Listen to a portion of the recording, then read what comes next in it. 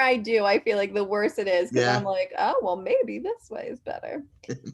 All right, guys. I sure. think Josie said it in our email, our reminder email. What is it? This training, one more, and then graduation, right? Like that's Yeah. insane. Crazy. Feels, yeah, I see I see Kay like dancing over there. You guys should be proud.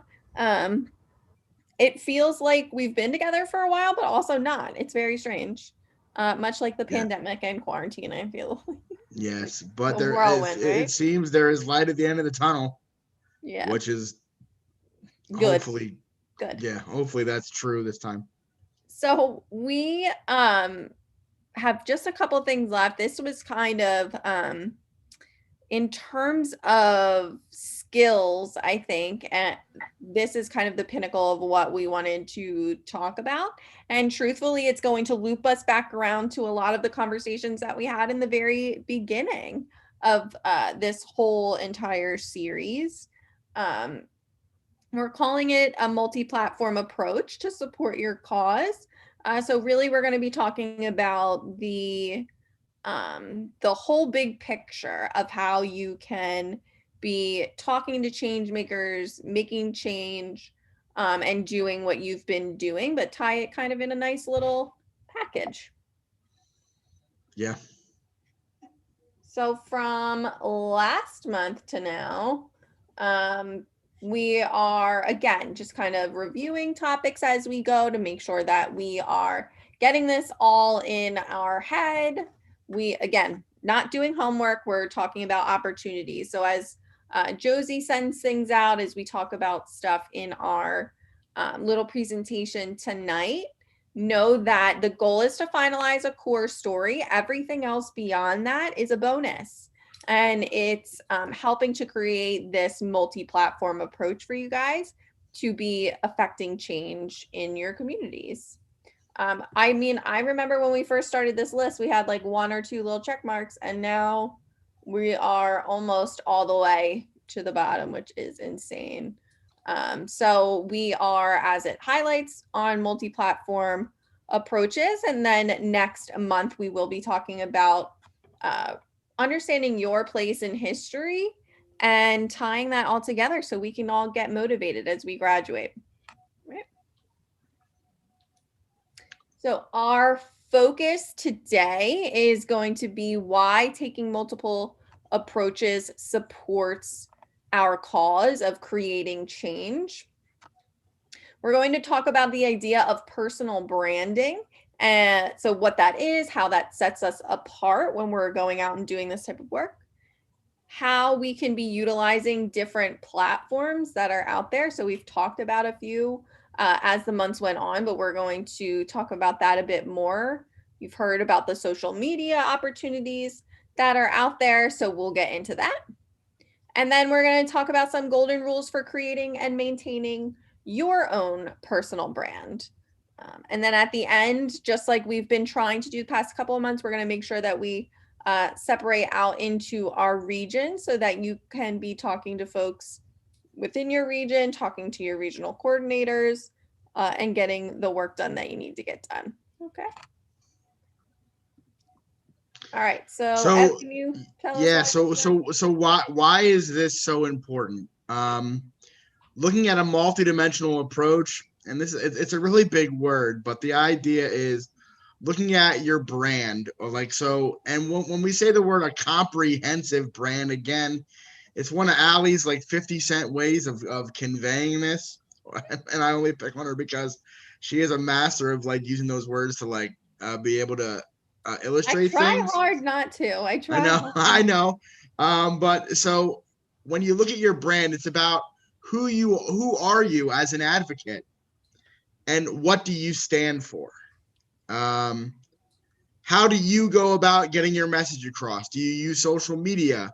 Do you use video? Do you use writing? Do you use verbal storytelling as approaches? And then using a mix of these things can help you build a portfolio as an advocate. So as we were talking about all these different ways that you can tell your story and get your point across, the idea is that if you can do multiple things, if you know how to make good videos, how to make good social media posts, how to write well, how to speak well. Low.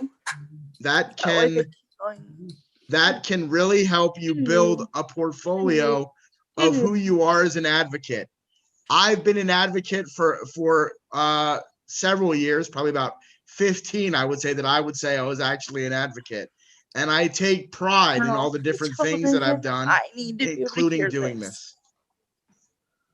And I think that the word multiple, I think is the key here too. It came up actually I want to say last month, where we were talking about really trying to get our legislators or our change makers in the community to respond to us.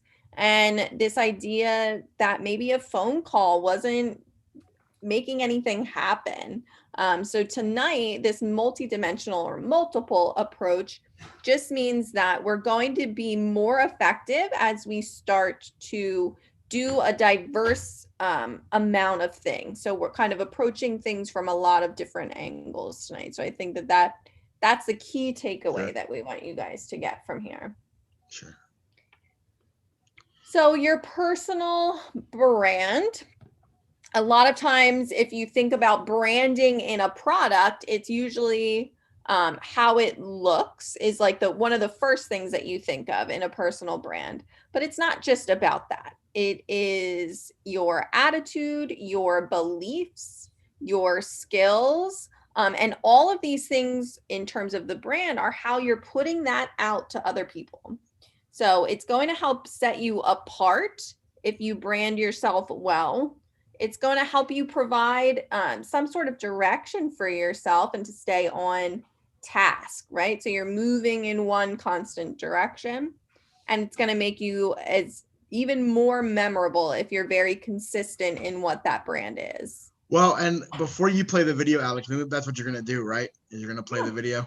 Yep. I will say that I know some of you on this call, and I'm going to pick on Bob and Dawn, who are in the same screen. Now, Bob has been, and he'll tell you, he's been an advocate for 30 years. And before we started this project, I told people that I was looking forward to work with Bob because I had heard of him and the work that he's done and who he is as an advocate. And I was excited to kind of work in these regions and work with people that I have respect for. And there are several people on this call that I do. And so, but the thing is that Bob has a personal brand that he has established that people know across the state of Pennsylvania. And that's from being the same person, being very consistent and being on target with the way he does things and says things that helps people realize that he earns some level of respect. And so, and Josie has that. And like I said, there are others on this call that I know also do. And so that is what a personal brand really is. It's what you stand for and who you are and how you can kind of build that as a person. Absolutely. My brand is apparently using 50-cent words. Yes, that's all right, guys, we're going to show this video. And Everett, did you want me to show the whole thing, right? I mean, we might be able to stop at a certain point, but I'll tell you then, Allie. Sounds good to me. No, thank you. I told you I'm a sucker for these TED Talks, though. Oh my gosh, I could listen to them all day long. All right. You guys can hear it? The ultimate weapon to landing that dream job, what is it? Is it a perfect GPA? Is it a college degree? Or is it a resume? Perhaps it is a personal brand. Although I can't guarantee you that a personal brand will solve all of these problems, I can, however, promise that when done with intention and purpose, a personal brand will enable you to meet interesting people and you read. And perhaps... Sorry, guys, I wanted to turn the captions on. All right. It is a personal brand. Although I can't guarantee you that a personal brand will solve all of these problems, I can, however, promise that when done with intention and purpose, a personal brand will enable you to meet interesting people and unlock disruptive opportunities. Before I dig deeper into the what and how of a personal brand, I'd like to share with you the why and why personal branding matters so much to me. To help illustrate this point, I'd like to share with you a photo. That's me in the center. I was born in Vietnam, where both my parents never attended high school. They were both hard-working street vendors who were selling a popular street snack in Vietnam called the hot buns. If I were to have stayed in Vietnam, I most likely would have followed their footsteps in becoming a street vendor as well. Fortunately, at the age of 6, my parents decided to immigrate to the United States with nothing with them in hope of a better future for me and my brother. Despite the early challenges, such as being a second language learner or assimilating to the American culture, I ultimately, through perseverance and determination, made it to college, where I attended the #1 public university in the world, UC Berkeley. Go Bears! At UC Berkeley, I quickly realized that hard work and staying up all night and a college degree were simply table stakes in today's competitive job market. What I realized is less about what you know, but more about who you know. And during that time, I was enamored by the tech boom within Silicon Valley. I was interested in working for Facebook, Apple, and the Google. But I realized the question that I had to answer was that I had no connection to this world. I didn't have a family friend, a cousin, or an uncle, or a sibling in this industry. I knew nobody. And that's when I turned to personal branding. I realized through personal branding, I was able to position myself as someone who was an enthusiastic, a young millennial marketer who was invested in his development and success. And through that, I met many interesting mentors. Some of these mentors are here today. One of my mentors at Apple, who gave me the opportunity to work for one of the world's most beloved brands. I met my mentor at Forbes, who guided me through my marketing journey, ultimately leading me to becoming one of the youngest Forbes 30 under 30 at the age of 22. Finally, I met many interesting writers and editors at LinkedIn who believed in my story and shared my narrative at scale to a readership of over 100,000 people to millions as well. Now that I've talked to you a little bit more about the why behind the personal brand, let's talk about what is a personal brand. There's a lot of misconception when it comes to personal branding. A lot of people find it very fake. They don't believe that it's real, it's disingenuous, not authentic. And many people are afraid that it will do more harm than good. But what if I tell you that a narrative or a personal brand that's not shaped by you will be formed and told by others? Do you want to take that risk? Ultimately, when done with intention and purpose, a personal brand can do more benefits than harm. That being said, I'd like to share with you a concept to help better define what is a personal brand. Sharing you with the concept of voice and tone. Many of us here have a very authentic and unique voice to us. This voice is recognized by our peers, parents, and managers. However, we also have many tones in our life. These tones are the way we interact with many people through different contexts and different purpose. For example, when I speak to my parents, I'm trying to demonstrate respect, while when I speak to my colleagues and manager, I'm trying to demonstrate leadership. Your voice will always stay true to you, but your tone will change over time based on your audience and context and purpose. That being said, what is a personal brand? A personal brand is the intersection of perception and reality, not just perception. For as a personal brand that is constructed purely on perception will tumble on its own weight. So what is a personal brand then, if it's not just perception? It's you. You are at the heart and the epicenter of your personal brand. Your personal brand needs to be led by your voice and ultimately be supported by an interconnected web of personality, passion, and interest. Here, I'm humanizing this whole concept through emojis because I want to let you know that this part is very humanizing. A personal brand doesn't have to be superficial. It doesn't have to be supported by a team of 10 people. It can be supported by you. One thing that you can do at home tonight is think about the 7 emoji that represent you as a professional, but also a person as well. So now that I've covered the why and the what of a personal brand, so how can you incorporate personal branding to your life as well? We're all so different. So I will be lying up on the stage if I tell you that I have the perfect guide to building a personal brand. And I take that back, not even building. Building assumes that personal branding can be done with step 1, step 2, step 3. But as a matter of fact, personal branding can be done through a designing approach. And today I want to share with you some of those building blocks to help you better design your personal brand. Embraced. Embrace your identity. Embrace your adversity. Embrace your diversity. Embrace your whole self. Only then can people know who you are. Vulnerability is an opportunity. For example, as an immigrant and second language learner, I've always been shameful and fearful that my employers would only hire me if I was a native speaker. However, when I share this information with my manager, with my peers, with my colleagues, they found that I was going to bring a different perspective to the workplace. And so that liability turned into an opportunity. Ultimately, by sharing your backstory, this breathes life to your personal brand, the motivation, the passion behind your career interests. Create. Create value for your audience. Create value for your network. In other words, consume and curate good content, relevant content. Have a reason to speak.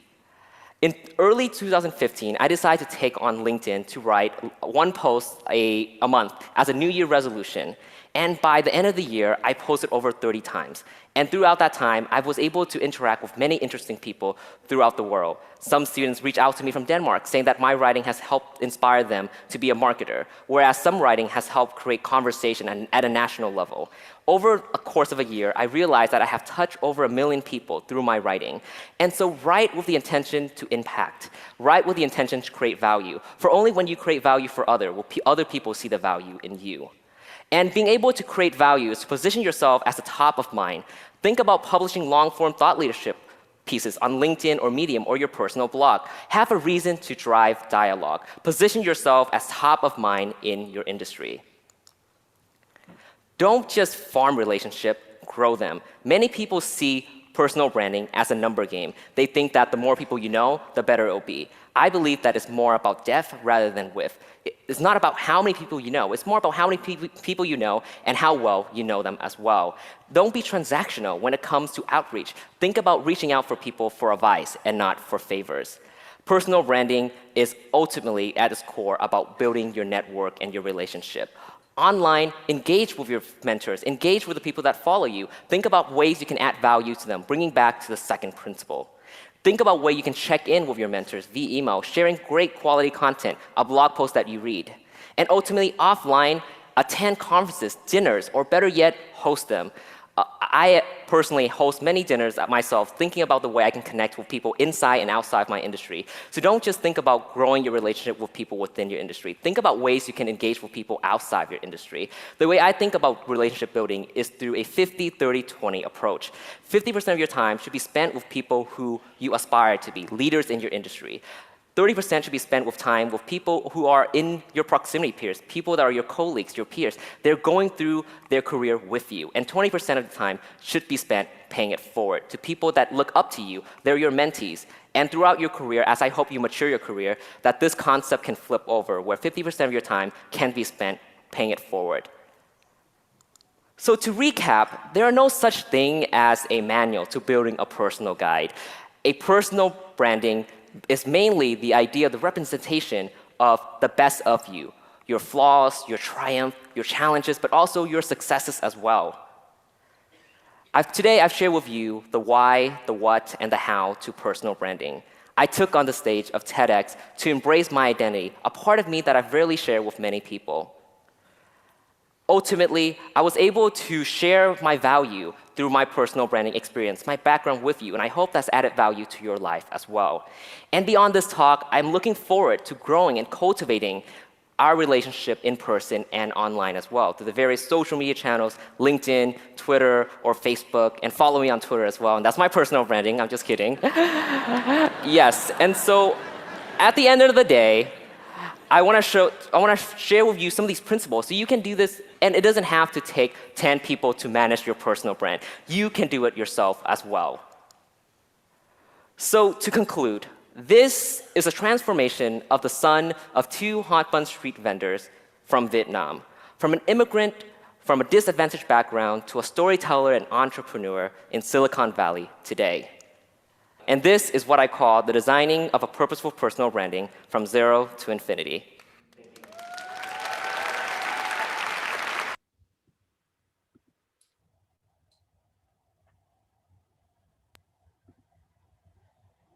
Yes, I agree with, I agree. He spoke very, very quickly.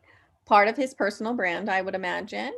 marketing, trying to get all that information. But yes, it was Everett and I think have said this before, but we love when the things that we tell you guys are compiled into a video that somebody else is saying too, because then it gives value to what we've said. But if you think about the things that he mentioned in that video, I even want to gonna try to pull it back to where he had those three things, but he spoke about kind of being vulnerable, right? And letting people know your background, where you're coming from. That's really what we're getting at when we are putting so much focus on you guys writing your story, really trying to get that in a way that you feel comfortable with, that's honest and true to who you are. And then his second item there was to create. So by that, a lot of the research that we were talking about, you guys doing, making sure you understand the people that you're going to talk to, make sure you know your issues, make sure you know what matters to you. That's all included in that create, because if you, and we're going to talk about this in a little bit, but social media, your blog posts, anything that you feel like you want to write or express should be related to all of that knowledge, should be related to your story. And that's going to help create that brand. When Naomi said, Ali, in the chat, she said that he normalized branding. It does. Yeah. When you break it down the way that we are and the way he did, it feels very normal to do this. And you realize that as an advocate, the kind of person that you project to others is about who you really are and what you want the public to see, right? And I am, as Ali gets the PowerPoint up and ready to go again, I am very conscious about what I say, who I associate with, and what I post on social media. There are times I have opinions that I don't share with everyone because I know what I stand for, right? Or I know that what I stand for and what I do matters to me. And so it's a big part of this.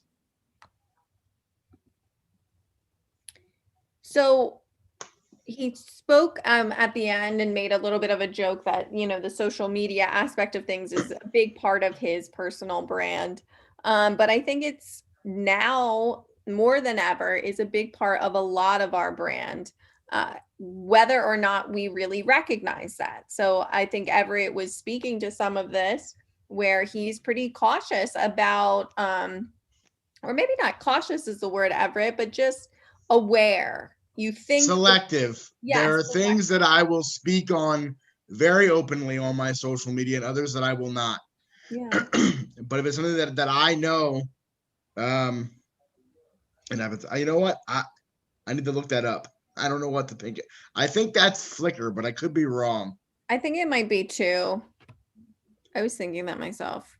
But I think that beyond social media, anything that we are doing, like Everett mentioned, the people that you're interacting with, choosing to associate with, choosing to bring into your inner circles are all part of that personal branding. I think we talk a lot about getting a lot of people within our network and making sure that that fits our ultimate goals as well.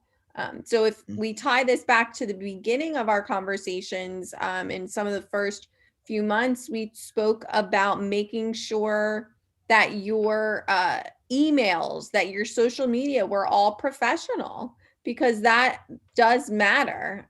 You want to make sure that your emails that you're using to send information out to those change makers, or the Facebook pages that they're going to see if they look you up, all match what you are trying to accomplish with those individuals as well. And I believe one or two of you have created social media accounts that are just for this. And that's smart. Looking back, that's probably what I would have done. But I started doing this before realizing that people were going to latch on to my social media Right. based on meeting me or whatever. But so if you have the chance to make one that is just for this stuff, that's a great idea. So we kind of want to end a little bit of the content piece of things and give you guys time to talk amongst yourself about where you're at with your stories and what you want to be doing moving forward. So the 10 golden rules for creating a personal brand. So the video that we just watched had like 3 main things. So this kind of breaks it out a little bit further, right? So number 1, having a focus. We talk about that quite a bit. Know, what you want to be focusing on, because that will help the other individual that you're communicating with know what they should be focused on. Number 2 is to be genuine. I love that video mentions that a personal brand is sometimes thought of as being fake, but it's not. You are, he used a 50-cent word too, at the epicenter, right? You're at the middle of what your personal brand is. So it should be genuine to who you are. Well, and number 3 is tell a story, right? That's what we've been telling you to do this whole time. Either write it down, put it in a video, or do something with it. Yep. Number 4 is be consistent. So this doesn't mean that you have to say the same exact thing all the time, but it should feel familiar to people as they start to hear you talk. I pick on Everett sometimes and he picks on me about our own personal brands. Everett tends to be somebody who's a little bit more emotional and likes to get into the feelings of things, whereas I tend to be more data oriented, right? That's a part of our brand, and people recognize that when we go and do different talks or when we speak on a topic. Yep. Number 5, Ev. Yeah, be ready to fail, right? And failure is okay, right? That's one of the biggest things that we always teach everybody, is that you're going to try something and it may or may not work. And if it doesn't, that's okay. Yep. And I think failing is fine, especially if you're doing number 6, which is trying to create some sort of positive impact, right? So it's almost, is it doctors that have the do no harm sort of thing, right? Yeah. When you're out there creating your personal brand, think about that. We talked about that with communication and with advocacy. You should probably try to take more of a positive spin. That doesn't mean that when your story is a little heavier, that you don't have to be honest about that, but what can we be doing to make a positive impact? What are we trying to accomplish, right? Well, and number 7, the follow a good example or a successful example. As an advocate, there are people that have done this before, and I have found great value in talking to those veteran advocates, those people that have been there and done that. And it's one of the best things that you can do in anything that you do, advocacy or otherwise, is find somebody who's done it right and ask their opinion and almost create a mentorship relationship with them. Number 8 is live your brand. So I think this kind of encompasses all of the other things, right? If it's genuine, this part's going to be easy. If you're consistent, you're going to be living your brand. I think that if we're true to who we are and we're just being a little bit more aware about how we're putting that out there, that will come easy. And then letting other people tell your story. This is hard for some people, right? Yeah. You have a story that if you've told it enough and you're around enough and you've worked long enough and you've advocated long enough, people will begin to tell people what your story is and who you are as that advocate. Mm-hmm. And to me, it's either a sign of that your story resonates, or that your perspective resonates, or it's a sign of respect that follows you when your story follows you, and that matters. Well, and Everett just did that without probably even knowing that he did. And I think Bob and Josie did number 9. They let Everett sort of tell a little bit about what their story is. I think that should be a sign of respect. And it's a sign that you have built your brand enough that other people are sort of able to take that in and share it. It helps expand your networks, and it helps with number 10, leaving a legacy. You know, if you are creating this brand, which is essentially letting people know exactly what you're all about in a lot of different ways, that is going to be extremely impactful, and that will leave plenty of legacy behind you. Well, and I guess the thing that I always tell myself is that I want to leave this world better than what I found it, right? And I want my story to be on a wall somewhere where people can say that's what he did, right? And that matters, right? So that's leaving that legacy. And somebody asked, Ali, what if you're all 3 of the types of people that we've been discussing this whole time?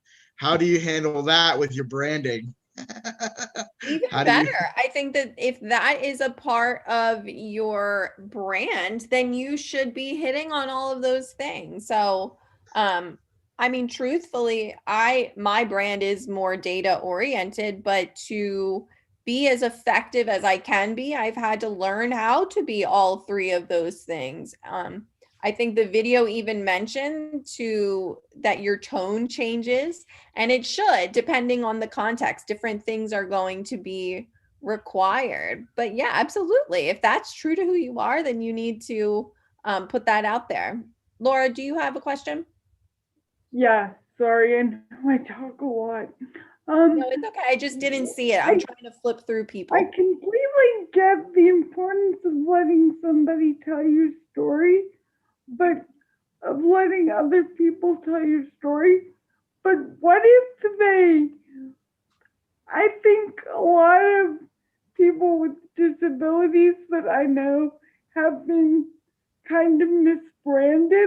Like, if you give your story to the wrong person, hoping that a certain message would be conveyed, you often get, you're so freaking inspirational, for example. And it's like, dude, that's not my brand. So how do you know if you can trust other people who you're telling your story to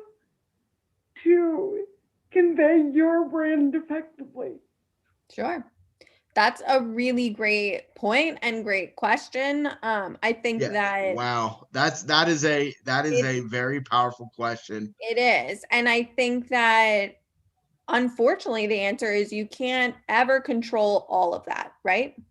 The only thing that we can control is ourselves.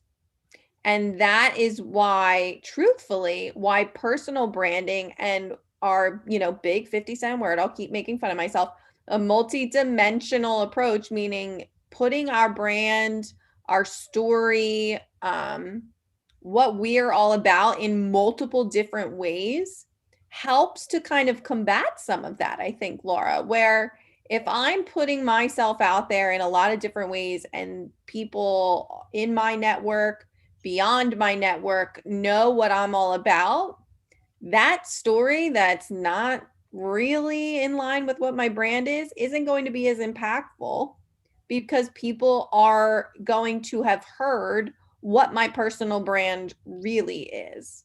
But I think that Ali too. Yeah. Sorry.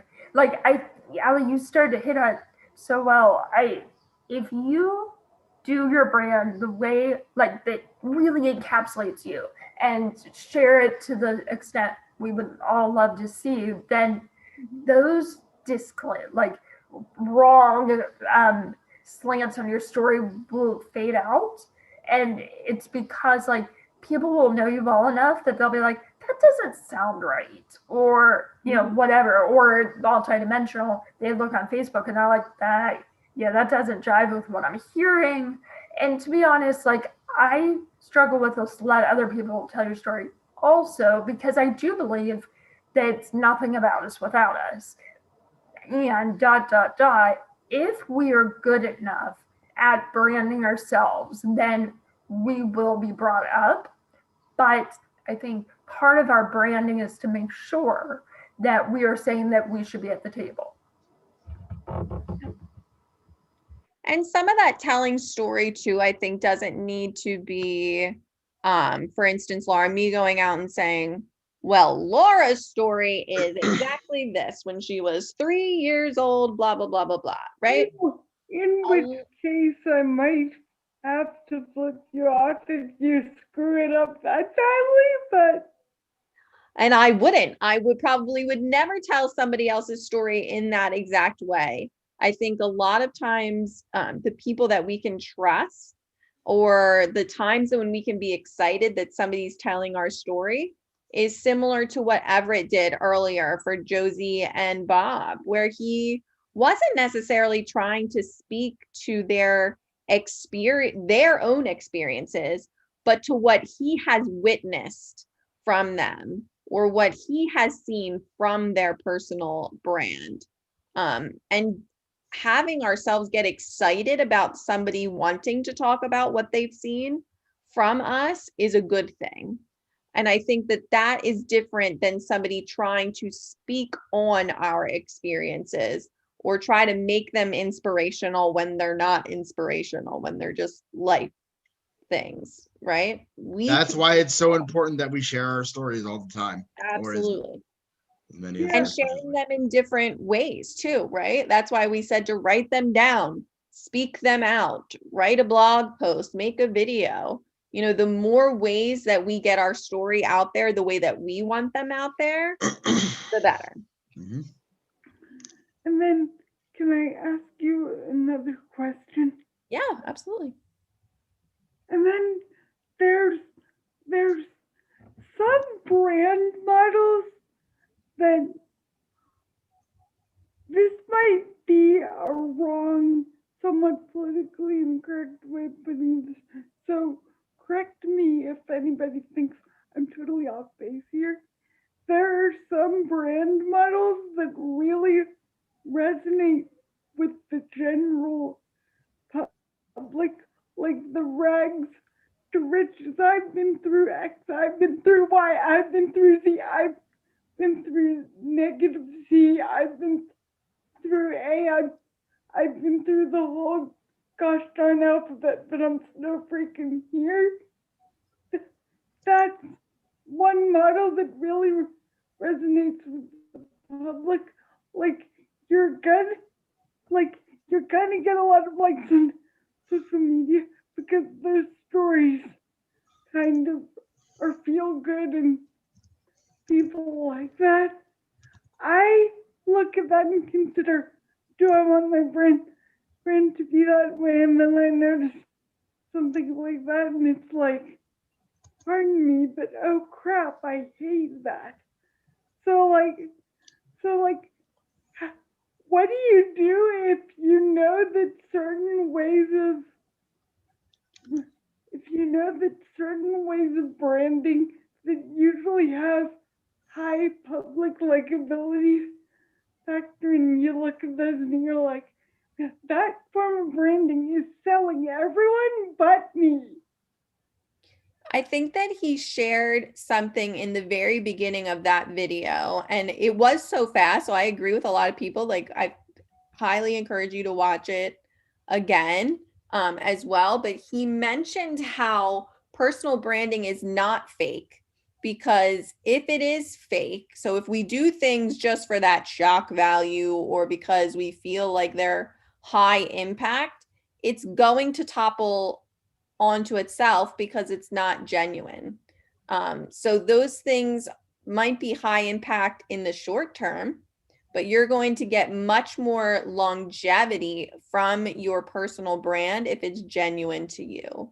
Well, and when you share your story from an authentic place or from a real place, whether you write it down, whether you speak it out, when you do it and you do it well, you will have a rush of emotion, and it can be it could be tears, it could be laughter, it could be adrenaline, it could be all those things. And that, the power of that and that realness and that authenticity matters. So when you are really telling your story, it almost can't be fake. It can't be. It's not almost, it can't. And people feel that energy. So you have to try to use that to the best of your ability. And it's honestly kind of what carries me through in my professional role, is like my linchpin to everything that I do goes back to that story and why I'm there and who I am as a person, right? And Allie talks about how I'm the emotional guy or how I'm a certain person in meetings. And it almost, Allie, right, it annoys people sometimes because I won't let it go. That's my perspective. That's who I am. Now, can I respect other people's perspectives? Yes. But people pretty much know what they're getting when they have me right in its face. So you're not gonna get a lot of people that are like, oh my gosh, your brain. To reconnect to people. And I think as we've gone through these different methods, we've talked about like employment. We've talked about when family has been hurt or when we've needed care. And those are, in a way, rags to riches. And it's a twisted way, but like we are saying, we are still selling it. And if you don't have that story, you can't make it up, as Everett said. It has to be right. real to you. And it will connect with the right people when it's shared. And just like all of you on this meeting, like your story will not connect with every single person. I'm sorry, it won't. I have connected with some legislators amazingly, and others not at all. But I know people who have, and that's the community part of it. And I don't want to hold this up much more because I do know we need to have time for discussion. Yeah, I think that our main idea for everyone is to just be genuine and keep pushing forward with what your story is. I think that we can overthink this too much. The personal brand is going to be just making sure that whoever you are and whatever message you want to be put out there, you're feeling confident in doing that in a lot of different ways. So, we have our opportunities for growth. My own rebranding of what homework is, right? We want you guys to continue to work on your stories and be reaching out to us, Josie, your regional coordinators, whoever, to get the help that you need. If you do have a core story, the next thing that you guys can be working on is to think about your personal brand. Some of you, and I can tell just by the chats, very much feel like you already have a bit of a personal brand, which is awesome. So think about what that personal brand is. We have developed, I have it somewhere, a little bit of a guide that you all can use, and I will be posting it. Let me just reiterate, can use. You do not have to use this. Yeah. It is just there for your resource to try and use. They're going to pull it up, Allie. I think you're trying. I'm working on it. My screen's got all kinds of. Yeah, because people are watching and stuff. So like we talk about, what's your level of social media use? What apps do you currently use? How might your use of social media impact your communication with other advocates and change makers? These are just things for you to kind of think about where you think your personal brand might be. And then the last questions are, what are the 4 words? I mean, in the video, they talked about emojis, but what are 4 words that would be your personal brand in your opinion? And there's no right or wrong answer. And then after you have those 4 words, what kind of things are you doing, or what can you do to continue to make those things in your personal brand a reality? So you don't have to do this.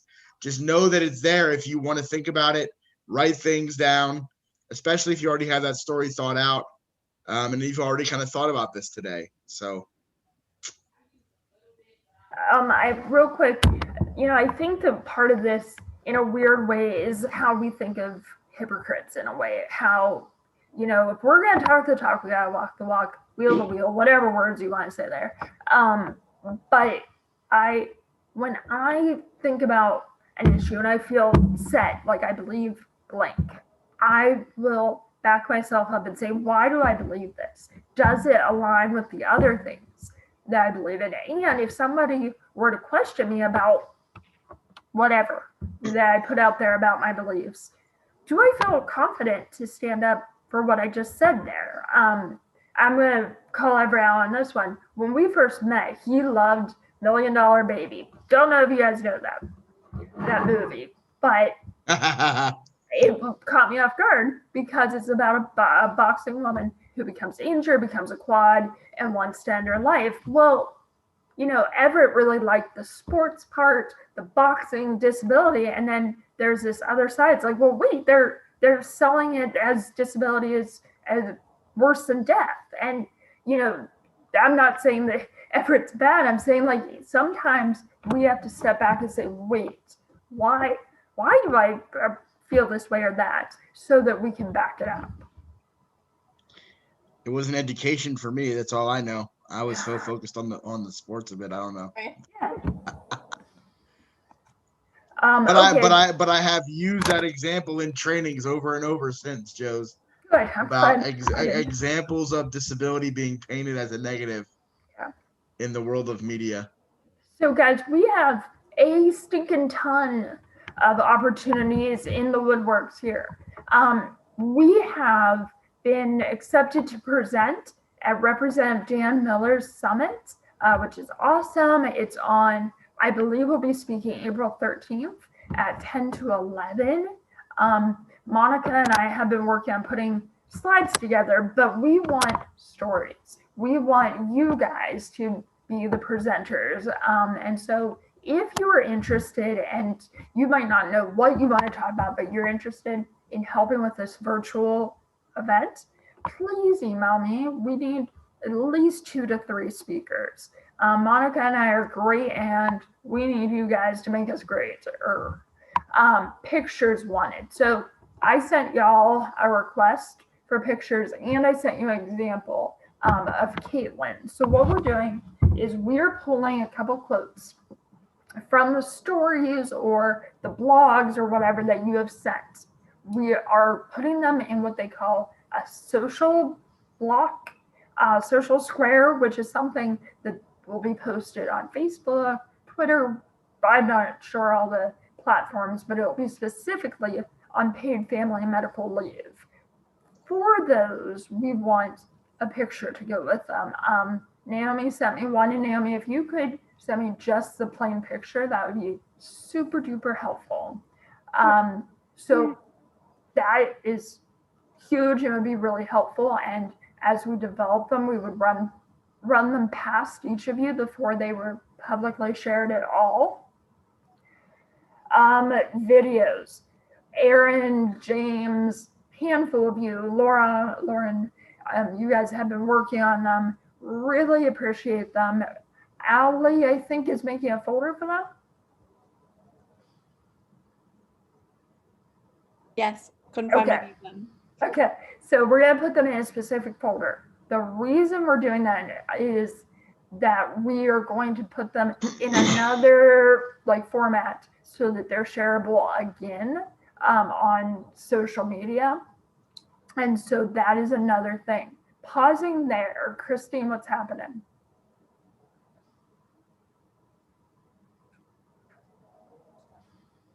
Christine, did you have a question?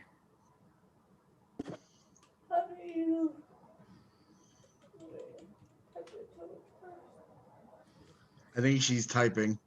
Oh, Yeah, okay. I was gonna say her mic's not working. Okay. As soon as I see it, I'll answer it. And speakers. So graduation coming up. We have this Pennsylvania Speaker of the House who will be presenting. We will have some of our supporters joining. We're going, Braden's putting a flyer together so we can share it out. But we want to celebrate you guys. You have learned a lot. You've grown a lot with us. And we want to have a few of you speak. And so it might be that you want to speak, but you don't know what. I'm looking for speakers to welcome everyone. I'm looking someone to share their story, someone to talk about the training itself. And so, if you are interested in speaking at graduation, please let me know. Oh, and then do you change? Okay, hold on. I see your message. Change aspects of your story depending on who you're talking to. How do you know which aspects to talk about? Yes.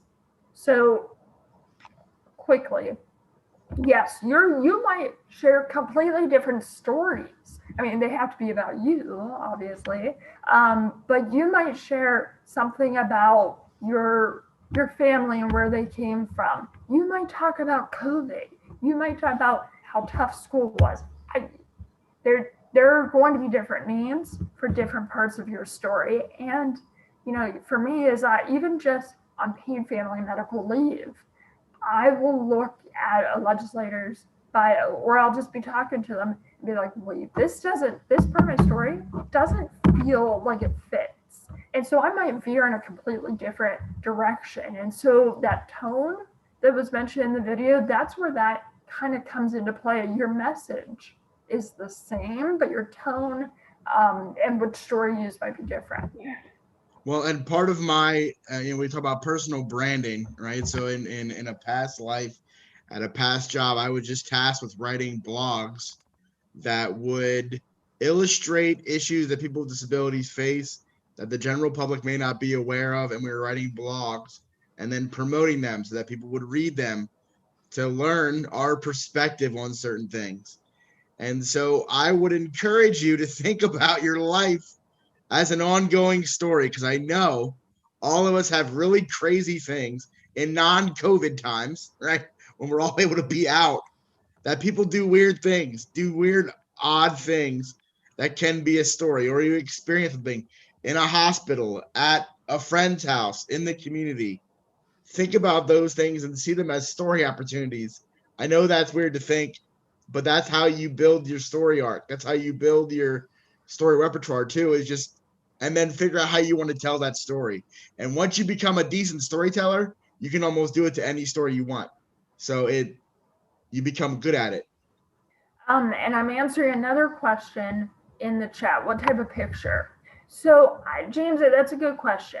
So, if you looked at the one I shared of Caitlin, and you and I, we presented with Caitlin when we talked to Casey's office, I wanted a picture that showed a little bit of her story. So, for that, she happened to be going through chemo and just had her newborn. Her picture had so many words. It says it's not 1,000 words. Not everyone has that picture. So if your picture can demonstrate either you with your family, you with in your job, you showing something that is part of the story you're sharing, that's awesome.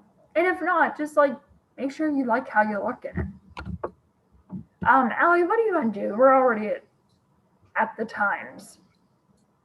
Yeah, we are. I vote that we just let people go. If they want to get in their groups, they can. I think I know that the regional coordinators and Josie usually stay on at least a few minutes after. Oh yeah. So if you don't want to announce it right now, if you feel like you need some help with your story or anything that we just talked about, please hang out. But otherwise, yeah, I think that we'll see folks next time around. I know that's so crazy. But yeah, please be asking for help as much as humanly possible. And in light of this training and the multidimensional approach, please reach out to Josie about all those opportunities. These sorts of things don't come around all of the time necessarily in this way. So the fact that there's all of these different types of opportunities, you can find what you're really good at and take advantage of those things. And facilitators, stay on in case any of your regional folk want to talk. We can break you out for a second. James, I think I sent the videos to Allie to upload. I just had made a folder in the shared part, and I do think that I was trying to find.